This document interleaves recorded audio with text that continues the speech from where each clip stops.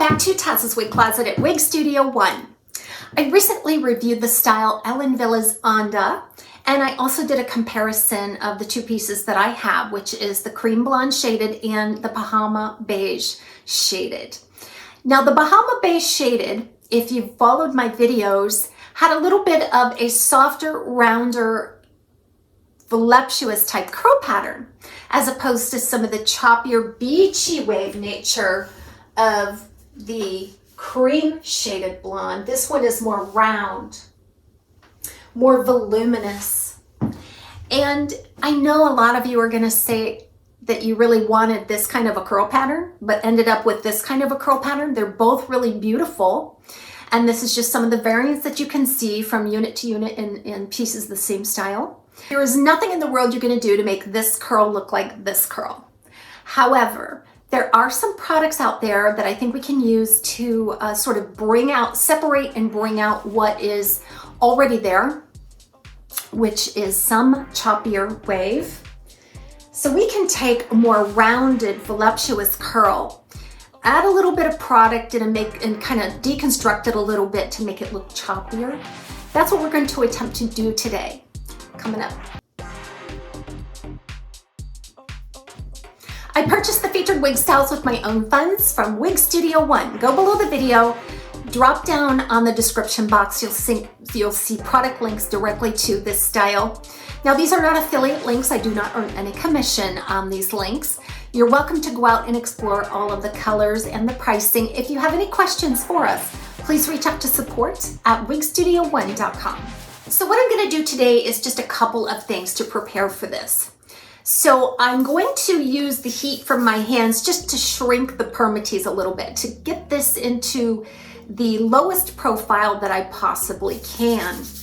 There's a lot of permatease on this one, especially on the side. So I want to warm up my hands and I want to get under the hair and I want to press down. The heat from my head and the heat from my hand with the permatease in between should shrink that a bit. Now this isn't a permanent thing I am doing, but the heat should help me compress and shrink down that permatease into something a little less fluffy. Now I'm a big fan of permatease and I like my big voluminous styles. But if I'm looking for something more choppy and separated in terms of curl, that typically comes with a little bit of a lower profile.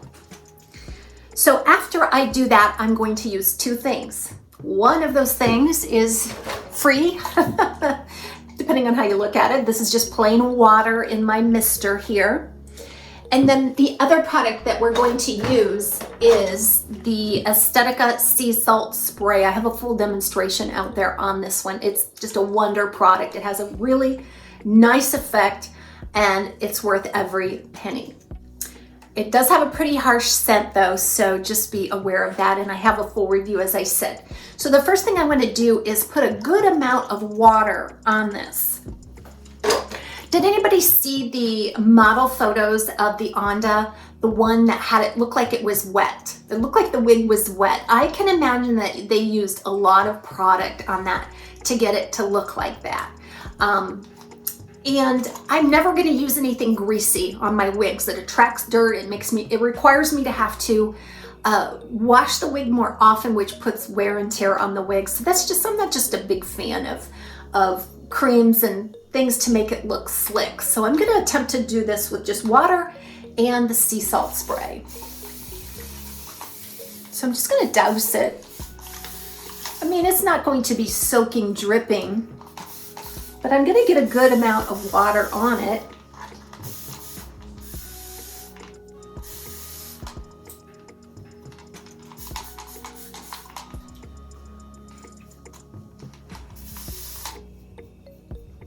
So what the water is going to do is it's just going to separate it. The water pulls the fiber together, and then it kind of breaks up the curl pattern just a little. So on these softer curls, I think you'll see the water is going to break that up, that pattern up just a little bit. Okay. So I've got a nice misting of water here. And I'm missing getting around my face because I don't want a face full of water, but I'll get in as close as I can here. And then I'm just gonna scrunch. You see me scrunching. And that scrunching is just going to, again, deconstruct that curl a little bit, bring it down.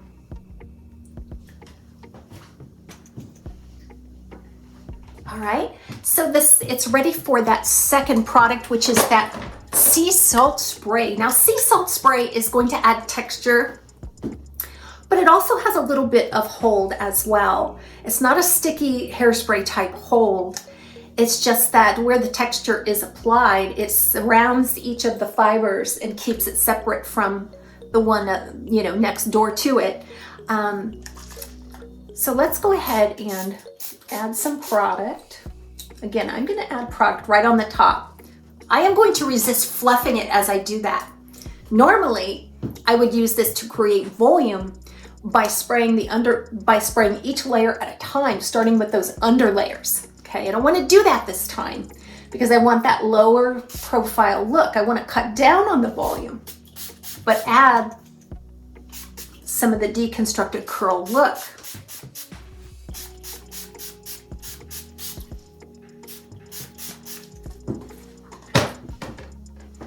By using the water first, you really do cut down on the product that's necessary, because then when this hair dries, it'll have enough of the sea salt spray in there to keep the look, but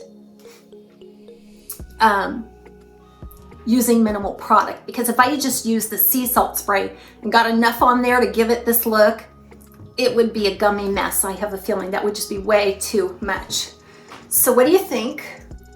And the camera is no substitute for a mirror, so you can tell me and I'll discover in editing what it looks like. Did it bring out some of the choppier beachy wave look as opposed to the rounder look?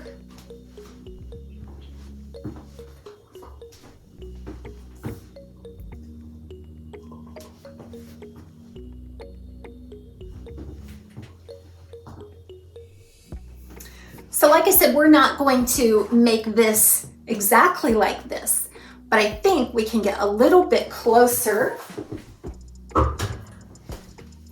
Now, when this dries, it should dry just like this. What I need to do is resist getting in there and refluffing it, which is my instinct. So we'll see what that is like. But it definitely gave it a lower profile, broke up that curl pattern a little bit. It's gonna have a nice kind of air dried look to it when it's dry.